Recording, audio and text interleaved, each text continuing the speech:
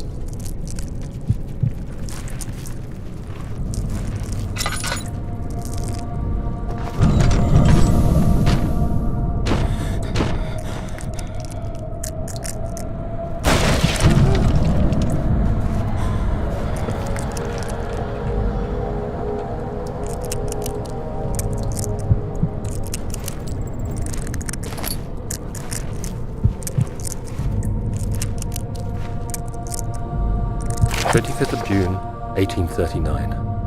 I feel the need to continue this journal, even though it was intended for my journey to Africa.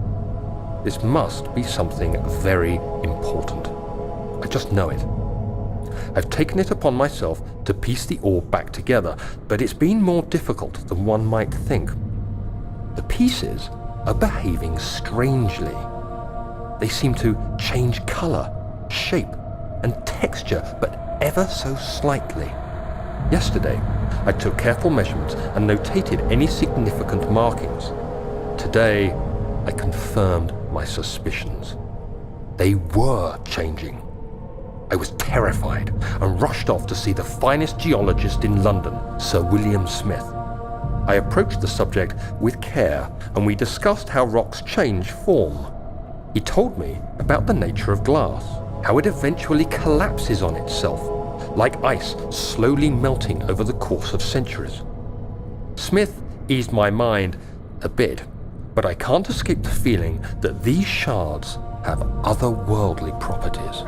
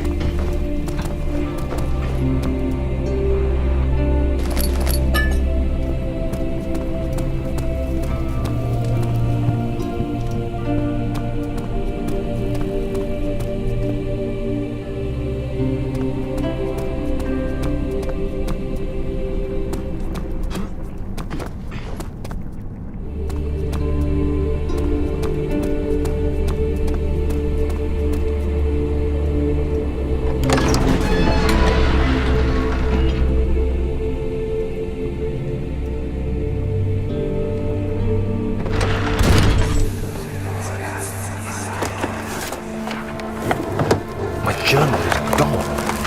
What would they want with my journal?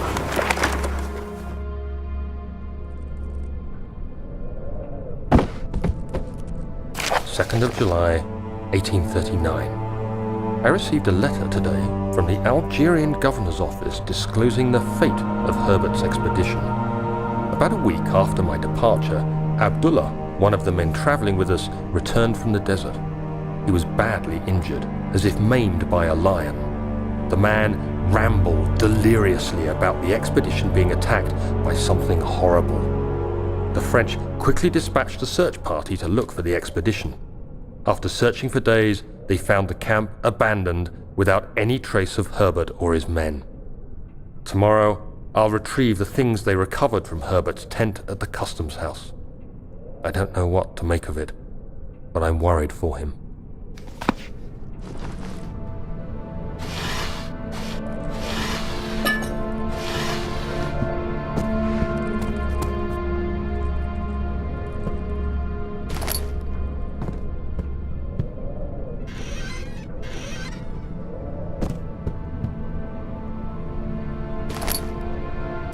July 1839. Today I picked up Herbert's things at the customs house. I dug through the trove of documents he had carried and found a log detailing the expedition. The nature of this text ranged from quick notes to colourful accounts of transpired events. I skimmed the pages, trying to figure out what might have happened. May 17th, the day I was trapped inside the orb chamber, Herbert dryly states, "Recovered Daniel after 1 hour of entrapment." This confused me greatly. I was suffocating within minutes. How could I have lasted an hour? I continued reading the peculiar text. Herbert states his facts without judgment or passion, but suddenly I could read frustration into his text. He pushed his men to investigate the underground tomb, an effort which seems to have strained the minds of his men. Madness spread through the ranks, and Herbert had to take some extreme measures to continue. He finally visits the chamber himself, where he retrieves the orb to the surface. His account confuses me greatly.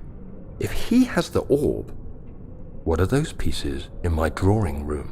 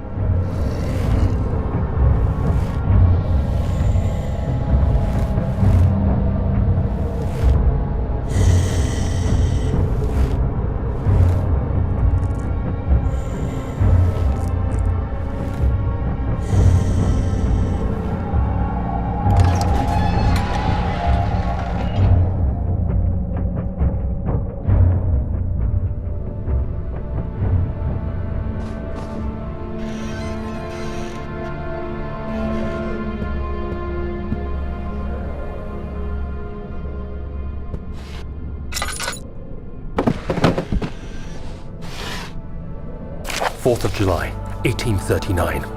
It's done! The orb is assembled. I was awakened by an exhausting nightmare. Shaking and sweating, I retired to the drawing room with a cup of tea. The relic pieces lay spread across the table as I'd left them, but somehow I knew how it was supposed to be. I fetched the tar, which I had prepared to fix the pieces together, and without fault I joined them, producing the orb I remembered so clearly. The tar proved unnecessary. It was pushed out from the joining pieces as they merged on their own, with no adhesive. The ancient stone relic now rests on my table. Its immaculate surface and perfect shape could have been molded by a factory. This is all too strange.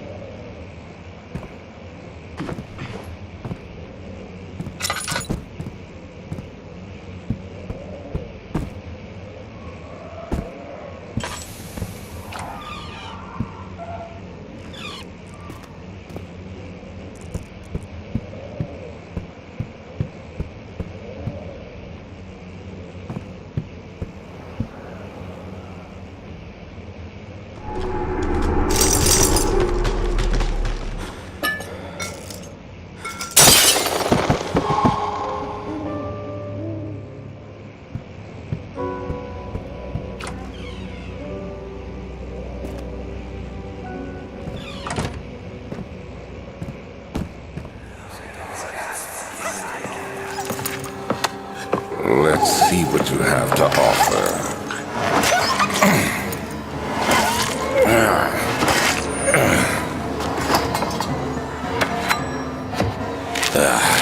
What a mess. I should have sharpened the saw, but I can sense it. It's definitely there.